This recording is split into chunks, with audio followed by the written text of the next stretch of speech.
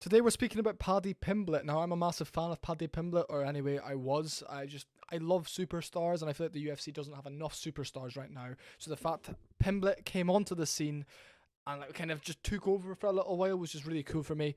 I really enjoyed it. However, I think the people who are big fans of Paddy and also are very knowledgeable in the sport, have a very good idea of fights and stuff like that, kind of knew as soon as he reached maybe that like top level of fighter, someone would give him issues. Someone would give him issues. Now, I'm here to speak about what I think he's going to do next and what the UFC are going to do next with him, and also to say if I think he's still a superstar 2 weeks after his very, very controversial fight over Jared Gordon. And this video idea stemmed from the fact that he posted like a Merry Christmas Instagram, and all the comments are just, you lost, like, can you please say something about the loss?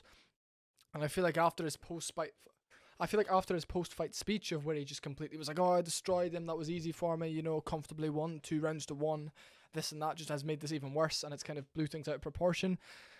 It really makes the O'Malley-Yan fight not bad at all, because, O'Malley after was like, look, I don't know, I'm concussed, I've been hit a lot, if the judges give it my way, I'll rewatch it, and I'll give you my thoughts. And I feel like after rewatching the O'Malley-Yan fight, for everybody, they all were like, okay, it was a lot closer than it looked. Like, you could obviously see Peter Yan with the bigger takedowns and the bigger actions, but O'Malley did do more damage over 2 of the rounds. And, first round's a toss-up round, very close, but O'Malley did land more and most likely did a bit more damage, sneaky little shots.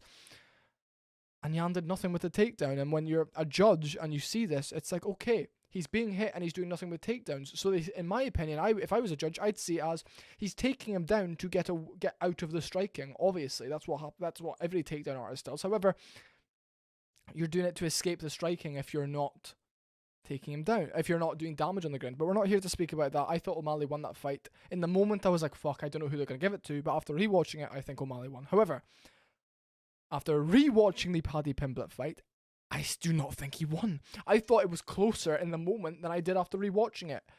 Because Paddy's such a big superstar, every action that he did would get a big reaction. And because I was a Paddy fan, I still am a Paddy fan, every time he did anything, in my head, I'd be like, yeah, good job. But anytime Gordon did anything, I wouldn't give it the same respect.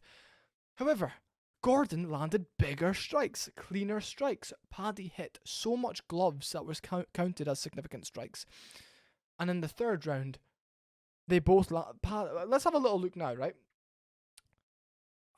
Actually, you know what? There's no point, but I'm just going to say this. Significant strikes, 63 to 60 for Pimblett. Total strikes, 97 to 100 in Gordon's favour. Gordon had 3 takedowns. Pimblett had none. And had 3 attempts. Compare that to the O'Malley-Yan fight. I believe O'Malley had a lot more strikes.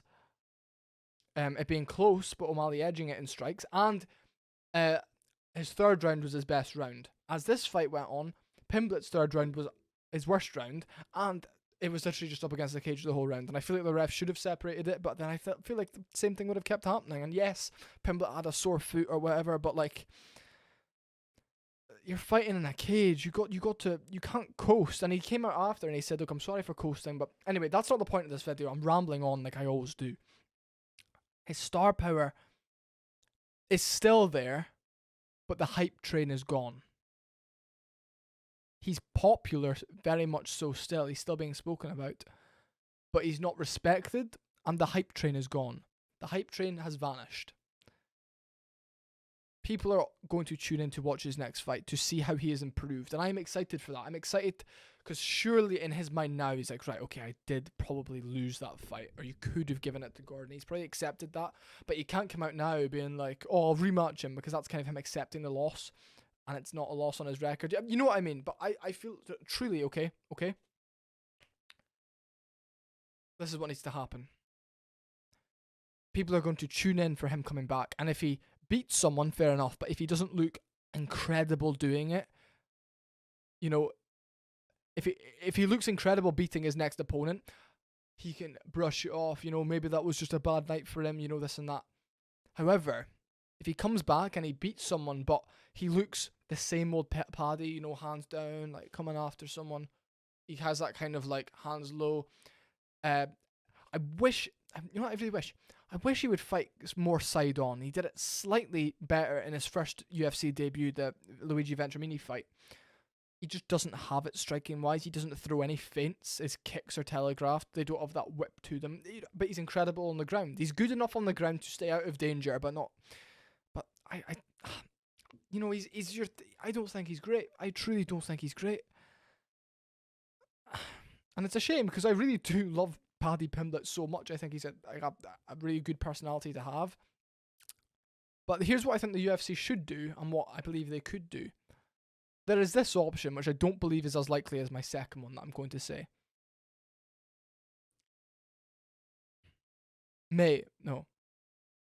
April, okay? He's getting married in May. Give him one in April. Fight night, main event, UFC Liverpool. Doesn't have to be UFC Liverpool. Pimblett versus Tony Ferguson. A very winnable fight for both guys. A winnable fight for Ferguson and a changing of the guard type fight for Paddy Pimblett. If he beats Ferguson, it's a big name, good star power against a very good opponent. Changing of the guard, bye-bye Tony Ferguson. Pimblett now fits into the top 15, maybe earns his way into the top 15. Or UFC pay-per-view in April, which is most likely, in my opinion, going to be when McGregor comes back. Because if you haven't noticed, they're doing 2 pay-per-views in March, which kind of makes me think they're going to try and fit John Jones in March and put McGregor on the one in April. May is when McGregor's coming back. But Paddy Pimblett isn't going to fight in May because he's getting married in May, then he's going on a honeymoon, so he's going to be fat and he won't be training. This is the next option. Co-main event or opener of a main card in UFC pay-per-view. Paddy Pimblett versus Michael Johnson. I think that's a great fight. I think that's a likely fight. I think that's a great fight. Michael Johnson's beaten top guys. He's coming off a really good win against Mark Jacasey. He's a very hit or a miss though, which I think plays in Pimblett's favour. Michael Johnson could come out and look really good or look really shit. Michael Johnson had really good takedown effect. Michael Johnson had incredible takedown defense against Mark Jacasey, which just wasn't there in the Clay Guida fight. So he's a very hit or a miss fighter. Pimblett also has the opportunity to have a good performance on the feet against Johnson if Johnson doesn't show up. However, it's also the perfect person for him to showcase his skills against because Johnson won't crumble under the pressure. However, he might not turn up, which I just feel like is just a running theme in his career. He just doesn't turn up to fights. He just doesn't perform how he should. But if I'm being 100% honest, I kind of feel like Michael Johnson would KO him.